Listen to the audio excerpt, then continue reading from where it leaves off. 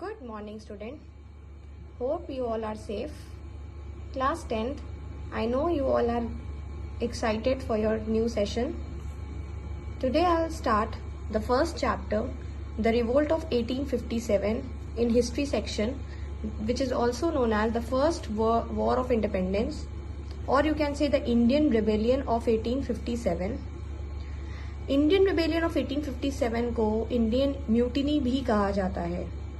हम लोग इस चैप्टर में रिवोल्ट के बारे में पढ़ेंगे, फर्स्ट वॉर ऑफ इंडिपेंडेंस के बारे में पढ़ेंगे, जो इंडियन सिपॉयज ने पहली बार फर्स्ट टाइम ब्रोक किया था against the British.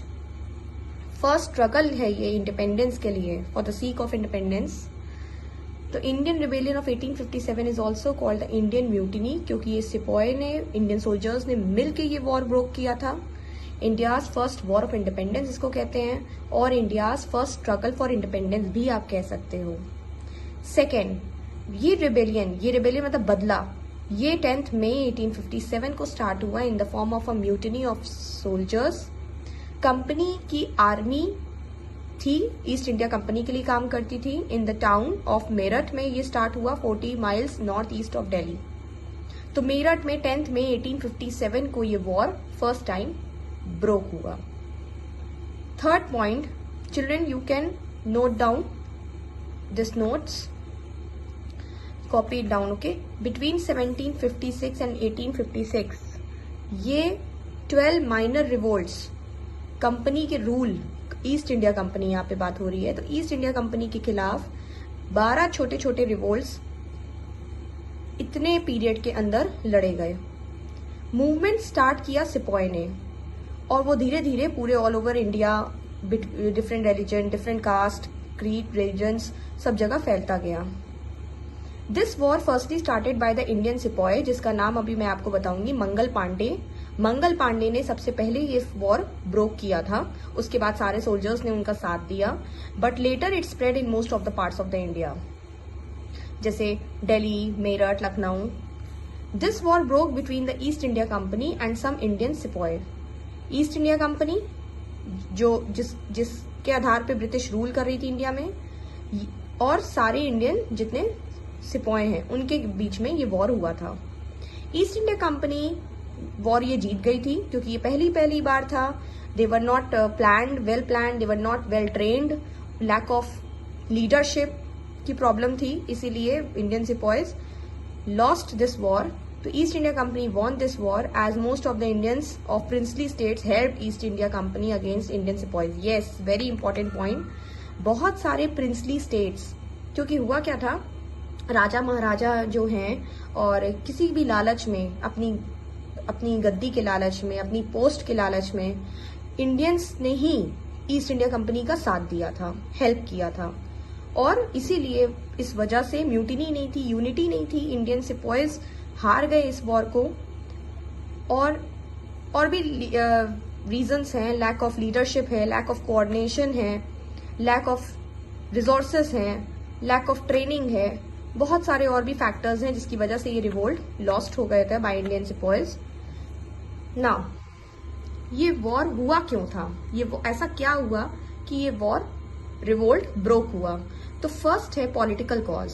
In political cause we will study subsidiary alliance, very important. An Indian ruler subsidiary alliance में आता है ब्रिटिश के हिसाब से. उनको ब्रिटिश की फोर्सेस को एक्सेप्ट करना पड़ेगा, ब्रिटिश की टेरिटरी में जाना पड़ेगा, ऑल्सो उनको अपनी मेंटेनेंस के लिए खुद ही पे करना पड़ेगा.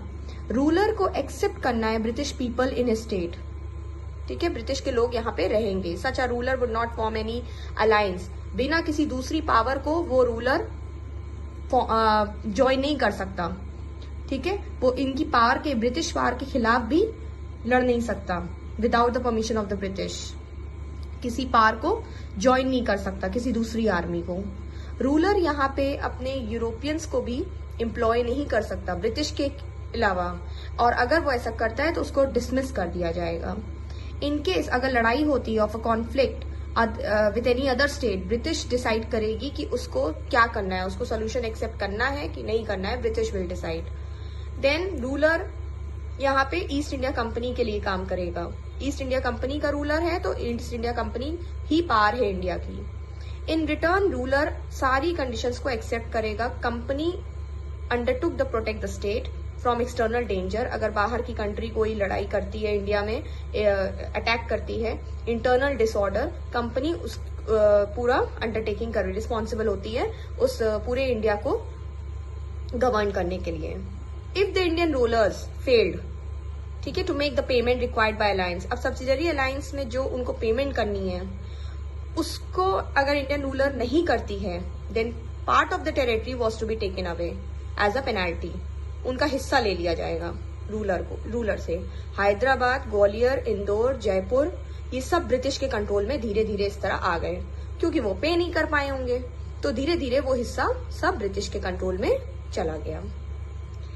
Second political cause, very important, doctrine of lapse. This point is very important for long and short answer. Doctrine of lapse. Doctrine of lapse ये एक पॉलिसी है, it's a policy introduced by Lord Dalhousie. Okay, इसमें इस policy के according to this policy, अगर किसी Indian ruler, अगर किसी राजा का रियल सन नहीं है, तो वो उसका अडॉप्टेड सन है, और अडॉप्टेड सन भी चोरी से है, सन नहीं है रियल, तो कंपनी की कंसेंट के बिना वो उस रूलर को, उस किंगडम को नहीं चला सकता. वो किंगडम एनेक्स्ड हो जाएगा by the East India company. East India company उस किंगडम को एनेक्स कर लेगी. तो अगर अडॉप्टेड सन है तो कंपनी की परमिशन का होना चाहिए. अगर कंपनी की परमिशन का नहीं है तो कंपनी उसके थ्रोन को इनहेरिट कर लेगी. इस तरीके से 3 स्टेट्स एनेक्स्ड हो गए by the East India company: Satara, Nagpur, Udaipur, Jhansi. Third political cause, unjust annexation of Awadh and Berar. Yes, Lord Dalhousie ने अवध को एनेक्स कर लिया था, लेकिन उन्होंने ये बोला कि मैल एडमिनिस्ट्रेशन है, नवाब वाजिद अली शाह ठीक से मैनेज नहीं कर पा रहे हैं लॉर्ड डलहौजी अवध को. बट अनेबल टू पे द डेब्ट, लॉर्ड डलहौजी ने एनेक्स कर लिया बेरार को, जिसको निजाम ऑफ हैदराबाद कहते हैं, पहले कहते थे. तो मतलब ये एक एक्सक्यूज था, दिस वॉज द एक्सक्यूज, ठीक है, टू एनेक्स अवध. अवध को हड़पना था, तो बस इन्होंने इसीलिए एक्सक्यूज दिया था. तो अनजस्ट एनेक्सेशन ऑफ अवध, जो गलत था, जो ईस्ट इंडिया कंपनी ने किया. Then third political cause, unjust behaviour towards Mughal emperor and Indians. Yes, Mughal emperor और इंडियंस, मुगल एम्परर थे बहादुर शाह जफर, उनके प्रति और इंडियंस के प्रति बहुत गलत व्यवहार, ठीक है, अनजस्ट बिहेवियर, इल ट्रीटमेंट होता था. बहादुर शाह जफर के सक्सेसर को अलाउ नहीं किया गया कि अब आप किंग नहीं हैं, अब आप रेड फोर्ट पैलेस खाली करें, now you are not a king any more. British officers were very arrogant, बहुत ही उनका एटीट्यूड टूवर्ड्स इंडियंस बहुत ही एरोगेंट था, हेट्रेड था, वो चिढ़ते थे इंडियंस से. Indians were not appointed on high post in administration. Yes, Indians चाहे पढ़े लिखे हों, एजुकेटेड भी हों, तब भी उनको हाई पोस्ट नहीं दी जाती थी, पुअर सैलरी दी जाती थी. तो ये अनजस्ट बिहेवियर था, जिसकी वजह से इंडियंस के अंदर ब्रिटिश के अगेंस्ट हेट्रेड फीलिंग आ रही थी. ठीक है, these all causes are these causes, ठीक है, makes Indians more hatred against the British. ठीक है, they are feeling, they are having slowly they are having the hatred feeling against the British. तो जिसकी वजह से वॉर हुआ, रिवॉल्ट ऑफ 1857 वॉर हुआ. Second, socio religious causes. ठीक है, इसमें हम लोग सबसे पहले पढ़ेंगे fear of mass conversion. Yes, लोग कन्वर्ट हो रहे थे, उसका एक डर था, तो ये सोसाइटी रिलीजियस कॉज है. सेकेंड, मेनी टेम्पटेशंस वर ऑफर्ड, काफी ब्राइब्स है, पैसा है, प्रमोशन है, रिवॉर्ड्स है. ब्रिटिश हर कसर को पूरी कर रहे थे एट एनी कॉस्ट, मतलब वो पूरी कर रहे थे कि ब्राइब्स दे दें, प्रमोशन दे दें, रिवॉर्ड दे दें, तुम कन्वर्ट हो जाओ. Teaching of Christian doctrine, Christian principles पढ़ाने लगे थे, वो कंपलसरी हो गया था स्कूलों में. जो क्रिश्चियन मिशनरीज के स्कूल्स थे, वहां पे क्रिश्चियन प्रिंसिपल्स को पढ़ाया जाता था, वो कंपलसरी हो गया था. जो वहां के लोगों को अच्छा नहीं लग रहा था उस टाइम, इंडियंस को अच्छा नहीं लग रहा था, तो इस वजह से वो ब्रिटिश के खिलाफ हो रहे थे. Next, new recruits. Yes, new recruits जो आते थे आर्मी में, उनको बोला जाता था कि आप 7 समुंदर पार लड़ने जाएंगे. ठीक है, अब हिंदू कस्टम के हिसाब से उस जमाने में बोला जाता था कि अगर आपने क्रॉस किया सी तो उनके रिलीजन के खिलाफ है, मतलब घर में मतलब पवित्र नहीं रह गए, बाहर गए होंगे तो कुछ भी नॉनवेज खाए होंगे। तो उस टाइम हिंदू कस्टम्स के अकॉर्डिंग आपने सी क्रॉस किया तो फैमिली एक्सेप्ट नहीं करती थी। तो एक ये भी इंडियन सोल्जर्स के अंदर और इंडियंस के अंदर एक हेट्रेड फीलिंग लाने का फैक्टर था, कॉज था। Then next point, widow remarriage act. Widow remarriage act ने लीगलाइज कर दिया विडो को कि दोबारा शादी कर सकते हैं। लेकिन उस टाइम कुछ ऑर्थोडॉक्स पीपल थे, Orthodox people, they were not liking this act, क्योंकि पुराने जमाने के लोग होते हैं ना, वो लोग बोलते हैं अरे विडो अब कैसे दोबारा मैरिज कर सकती है। लेकिन नहीं, आज के जमाने में तो ये अच्छा था, आज देखा जाए तो ये अच्छी चीज है, लेकिन उस जमाने में लोग पसंद नहीं कर रहे थे। सती सिस्टम होता था। What is Sati system? I hope you all must know. Sati system होता है जब किसी लेडी, किसी वुमन की हस्बैंड की डेथ हो जाती है, किसी के हस्बैंड की डेथ हो जाती है, तो उनकी चिता में उनकी वाइफ को भी बैठा दिया जाता है। मतलब बोला जाता है कि उनकी वाइफ का अब क्या काम है, अब वो क्या करेगी, अकेले जीवन कैसे काटेगी, इट्स बेटर कि उनको भी उसके साथ बैठ के मर जाना चाहिए। तो उनकी चिता पे बैठा दिया जाता था, औरत को भी। तो सती सिस्टम होता था। Sati system. Female infanticide. Female infanticide मतलब कन्या भ्रूण हत्या। पता चल जाए कि बच्चा पैदा हुआ है, लड़की हुई है, तुरंत ही हुई है या पहले से पता चल जाए, जैसे भी, तो उसको मार देते थे, कन्याओं को मार देते थे छोटे में ही, जैसे पैदा हुए। चाइल्ड मैरिज, पहले बाल विवाह होता था। तो पहले राजस्थान में अभी भी कहीं कहीं होता है, तो पुराने जमाने में बाल विवाह होता था। प्रोहिबिटेड मतलब स्टॉप्ड, ये रूल ब्रिटिश ने लाया। अब ये सब नहीं होगा, जो कि ये वाकई अच्छी चीज है। ये उस टाइम हुई, लेकिन उस जमाने में लोग इसको लाइक नहीं कर रहे थे, क्योंकि वो उनके कस्टम्स के खिलाफ से, उनके ट्रेडिशन के हिसाब से वो सही लगता था, ये उनको सही लगता था। लेकिन अब हम लोग देखते हैं तो ये सब गलत है और अच्छा है, स्टॉप्ड है। लेकिन उस जमाने में लोग उनको लाइक नहीं कर रहे थे ये सारी चीजें, तो उनको हेट्रेड फीलिंग अंदर आती थी अगेंस्ट द ब्रिटिश, जिसकी वजह से वो लोग वॉर करने के मोटिवेट हुए। नेक्स्ट है introduction of railway and telegraph cause suspicion and fear among the people. अब कैसे हुआ? रेलवे आने से जो रेल रोड बनी है और टेलीग्राफ के जो पोल्स लगे हैं, लोग सोचे, मतलब इंडियन पीपल के अंदर डर आ गया कि लगता अच्छा पोल्स लगा रहे हैं, इसमें हमारी फांसी लगाएंगे, और जो रेलवे है, जो रेल रोड है, इसमें हम लोग को लेटा के चला देंगे गाड़ी, तो हम लोग मर जाएंगे। ये एक इससे लोग डरने लगे। रेलवे और टेलीग्राफ जब कंस्ट्रक्शन स्टार्ट हुआ। Then next, fear of English education. This implied shifting from oriental learning, मतलब पर्शियन, संस्कृत, अरेबिक, उर्दू पहले पढ़ा जा रहा था, अब वेस्टर्न लर्निंग, इंग्लिश पढ़ने के लिए शिफ्ट किया जा रहा है। तो इसका भी एक डर हो गया लोगों के अंदर। न्यू स्कूल सेटअप हो रहे थे which was providing education to all caste, which was not like by orthodox. Yes, orthodox जो होते हैं, पुराने जमाने के जो लोग होते हैं, वो कास्ट डिस्क्रिमिनेशन, रिलीजन डिस्क्रिमिनेशन और छुआछूत बहुत फॉलो करते थे। तो उस टाइम लोगों को पसंद नहीं आ रहा था कि अरे सारे जाति के लोग, सारे कास्ट के लोग एक साथ बैठ के पढ़ेंगे। तो दे वर नॉट लाइकिंग कि अरे हम लोग एक साथ कैसे बैठ के पढ़ सकते हैं, वो उच्च जाति के हैं, हम वो नीच जाति के हैं, वो हमारे साथ कैसे बैठ के पढ़ सकते हैं। तो ये सब फैक्टर्स उनको पसंद नहीं आ रहे थे, ब्रिटिश की कुछ चीजें पसंद नहीं आ रही थी, जिसकी वजह से वो रिवोल्ट करने के लिए मोटिवेट हुए। Third, British believed in social superiority and they reserve special railway compartments. Yes, British ने अपने लोगों के लिए रेलवे कंपार्टमेंट स्पेशल बनाया था, पार्क अपने लिए बनाया था, होटल्स बनाया था, क्लब्स बनाया था, लेकिन सिर्फ वहां European people only were allowed. Indians को अलाउ नहीं था कि वो park, hotel, club, railway compartment उनके साथ बैठ सकते हैं और जा सकते हैं ये सारी जगहें। तो जिसकी वजह से बड़ा ह्यूमिलेटिंग फीलिंग आती थी इंडियंस को। Indians feels humiliated, that is why they broke the war against British. The next, immediate cause, ये बहुत इंपॉर्टेंट है, very very important. Why it's very important, इसमें शॉर्ट लॉन्ग दोनों बनता है। तो इमीडिएट कॉज क्या है, मतलब immediate means as the name suggest immediate, immediately. ऐसा क्या हुआ जिसकी वजह से तुरंत ही रिवोल्ट हो गया, तुरंत रिवोल्ट ब्रोक हो गया।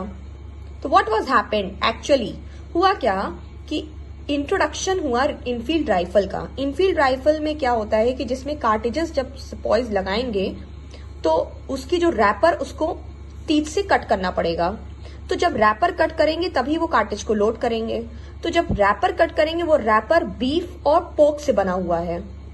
अब बीफ और पोक दोनों हिंदू और मुस्लिम के सेंटिमेंट्स को छेड़ रहा था। ये न्यूज धीरे धीरे पूरे जगह फैलने लगी।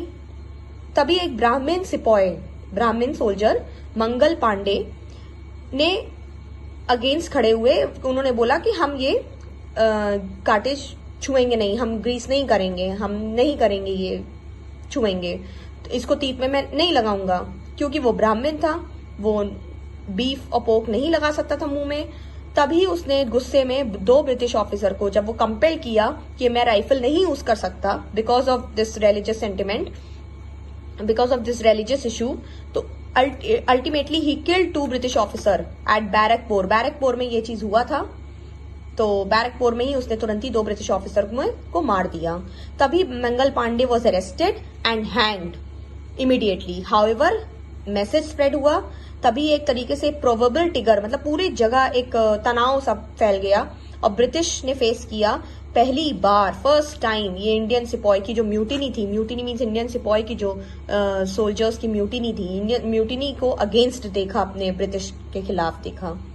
तो जिसकी वजह से रिवोल्ट हो गया, ब्रोक हो गया पूरे इंडिया में, धीरे धीरे मैसेज स्प्रेड करता गया। Now I would like to give question answer. You all will write answers of these question. First question, who started the revolt of 1857? Who started? Mangal Pandey started. ठीक है, ब्राह्मण सिपाही आपका आंसर यहाँ पे है. ठीक है. Second, what was the main cause of the revolt of 1857? मैंने आपको मेन कॉजेज बताया. मेन कॉज आपका इमीडिएट कॉज है, सेम आंसर. ठीक है. अनजस्ट बिहेवियर, ठीक है, towards Bahadur Shah Zafar and Indians, ये भी आप लिख सकते हो. Third question, why was the Mangal Pandey was hanged? Yes, Mangal Pandey को क्यों फांसी लगाई गई? यहाँ पे आपका आंसर है. Fourth, discuss the political causes of the revolt of 1857. Yes, आप इसमें आप डॉक्ट्रिन ऑफ लैप्स डिस्कस करोगे, एनेक्सेशन ऑफ अवध डिस्कस करोगे, सब्सिडरी अलायंस डिस्कस करोगे. ठीक है. आई told you in this lecture. Define doctrine of lapse, इसका आंसर आपका यहाँ पे है. ओके, डेफिनेशन आपको सर्च करनी है, बुक में वो है और इंटरनेट में भी है, you will find it. Who introduce doctrine of lapse? Lord Dalhousie. Why the Indian people feared from railway and telegraph? ठीक है, मैंने आपको इसका रीजन बताया. उनको लगता था कि रेल रोड में हम लोग को कुचल दिया जाएगा और टेलीग्राफ के जो पोल्स लगाए जा रहे हैं इसमें हम लोगों को टांगा जाएगा, फांसी दिया जाएगा. That is why Indian people scared from railway and telegraph.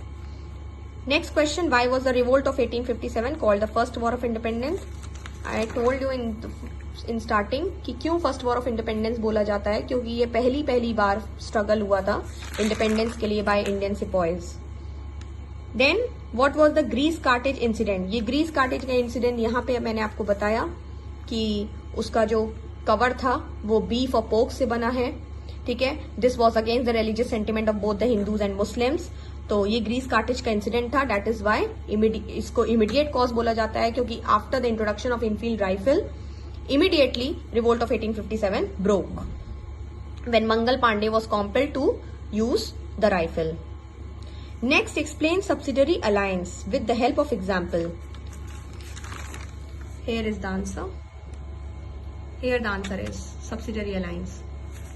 Okay, so I hope you all will write all the answers of these questions in your notebook. Okay, when the school will reopen, I'll check your notebook. In the next video, I'll discuss main centers of the revolt. Main centers of the revolt of 1857. मतलब कि कहाँ revolt of 1857 हुआ है, उसके बारे में हम लोग डिस्कस करेंगे. कहाँ हुआ है? दिल्ली में हुआ है, मेरठ में हुआ है, लखनऊ हुआ है.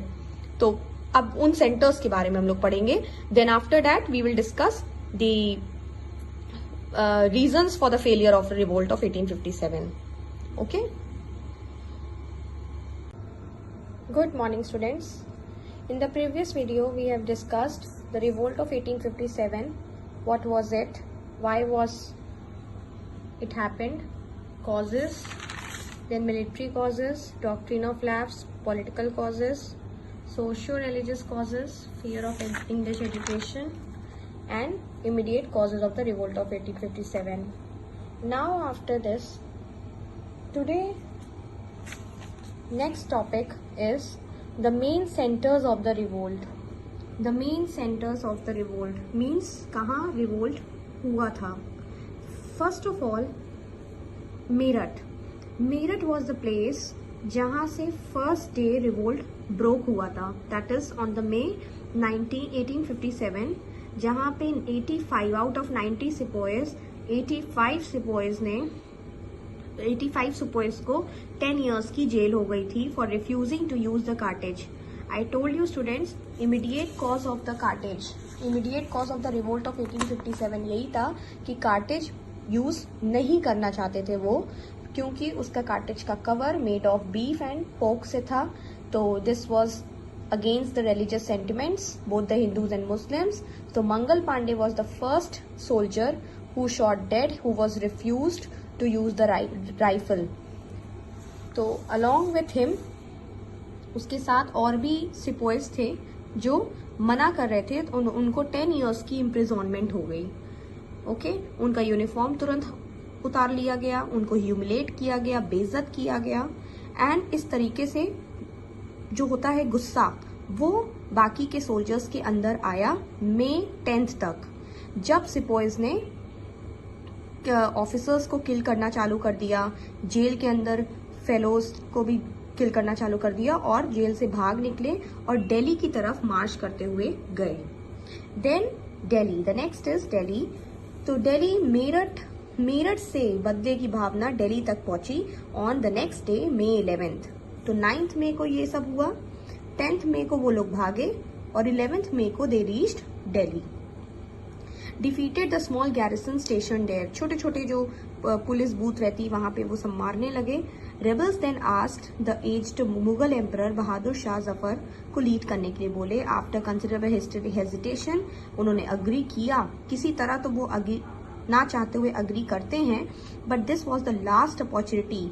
ये बहादुर शाह जफर की लास्ट अपॉर्चुनिटी थी कि वो अपनी मुगल ग्लोरी को दोबारा रीगेन कर सकें. बट दिल्ली फॉल हो गई ब्रिटिश को फेस करने में, क्योंकि उन्होंने पूरा एफर्ट लगा दिया था रेबल्स को डिफीट करने में. But they achieve this in September 1857.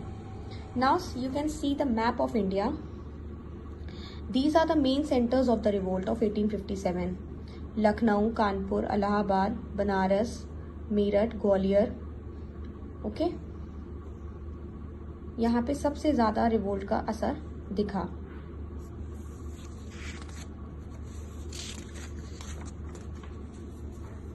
Then the next place is Kanpur.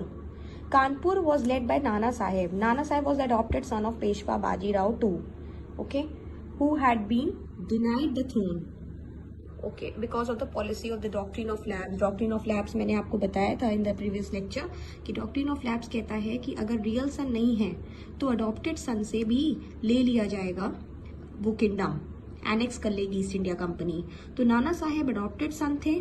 Doctrine of policy के according to the policy of doctrine of lapse उनका थ्रोन डिनाइड कर दिया, एनेक्स कर दिया गया. British commander ने surrender to him on 20th June 1857 and a large number of British women, children fell into Nana Sahib hands. He was assisted by his capable Tantya तोप उनकी help कर रहे थे. He had protected them until the news of inhuman massacres of by general O'Neill. Allahabad पहुंचे, उससे वहां पे लोग और गुस्से में आ गए. ब्रिटिश ने फाइनली कानपुर में डिफीट कर दिया नाना साहेब को इन दिसंबर 1857 और नाना साहेब नेपाल अपनी जान बचा के भाग गए.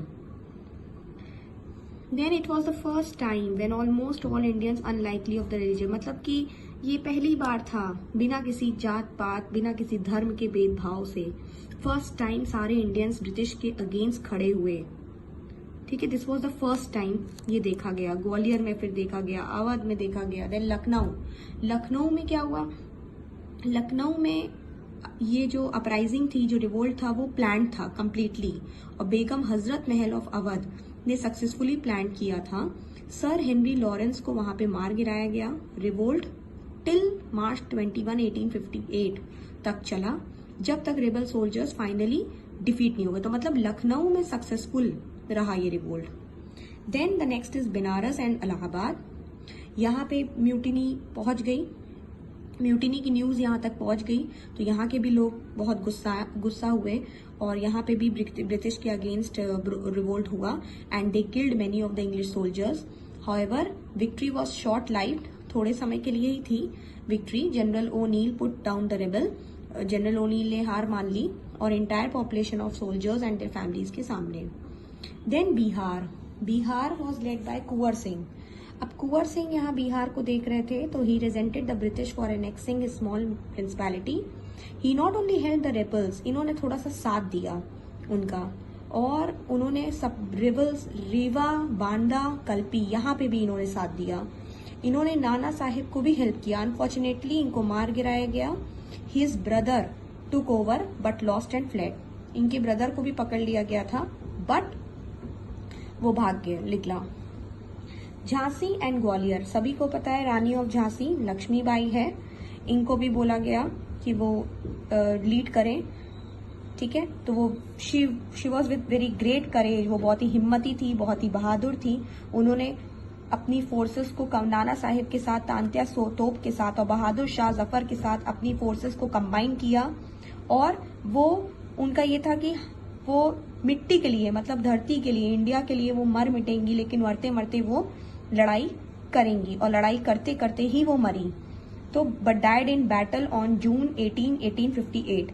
With her death died a very strong possibility of the success of the rebel. Yes, इनकी डेथ से ये ब्रिटिश को एहसास हुआ कि अब लोग वाकई बहुत गुस्से में हैं, और लोग हमारे अगेंस्ट हो सकते हैं आगे भी, और आगे भी होंगे।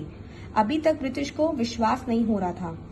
अब इनकी डेथ से ये बहुत बड़ा एग्जाम्पल है कि लोग मेरे अगेंस्ट मरते दम तक भी खड़े हो सकते हैं, डरेंगे नहीं इंडियंस। ये बहुत बड़ा एग्जाम्पल था इनकी डेथ का, रानी ऑफ झांसी का। Then next, change in the British policy now after math the revolt. Next topic, मतलब रिवोल्ट के बाद, आफ्टर मत हम ये कह सकते हैं कि effect of the revolts, effects, ठीक है, इफेक्ट्स यू कैन से, और consequences,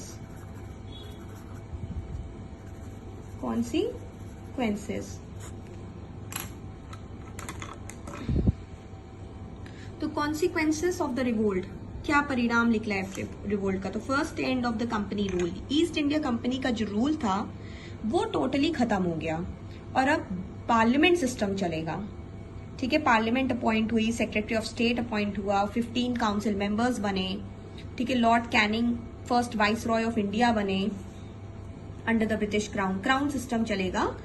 east India Company rule lost हो गया। Then the second, change in British policy, यहाँ पे ब्रिटिश का काम करने का तरीका चेंज हो गया। ब्रिटिश ने रियलाइज किया कि हम लोग बहुत बड़ी मिस्टेक कर रहे हैं, हम लोग जो इंडियंस को एकदम डिसरिगार्ड कर रहे हैं, ये गलत है। All treaties agreement would be honoured, promises उन्होंने किया था कि हम इंटरनल मैटर्स में इंटरफेयर नहीं करेंगे। Indian princess doctrine of lapse के हिसाब से, डॉक्ट्रिन ऑफ लैप्स यहाँ पे डिसकंटिन्यू हो गया। अभी तक डॉक्ट्रिन ऑफ लैप्स था, जिसकी वजह से काफी किंगडम को एनेक्स किया गया।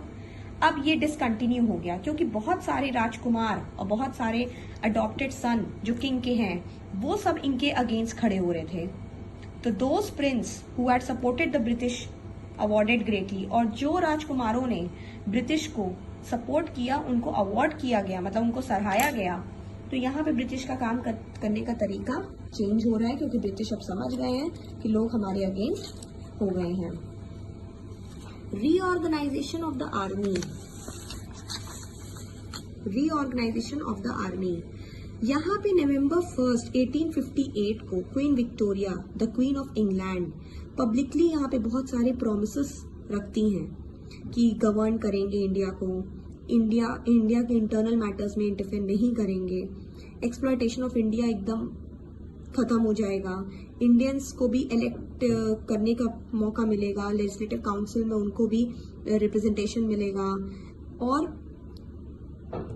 इंडियंस को और गवर्नमेंट के क्लोजर लाया जाएगा, मतलब इंडियंस भी पार्ट लेंगे गवर्न करने के लिए, टू गवर्न इंडिया।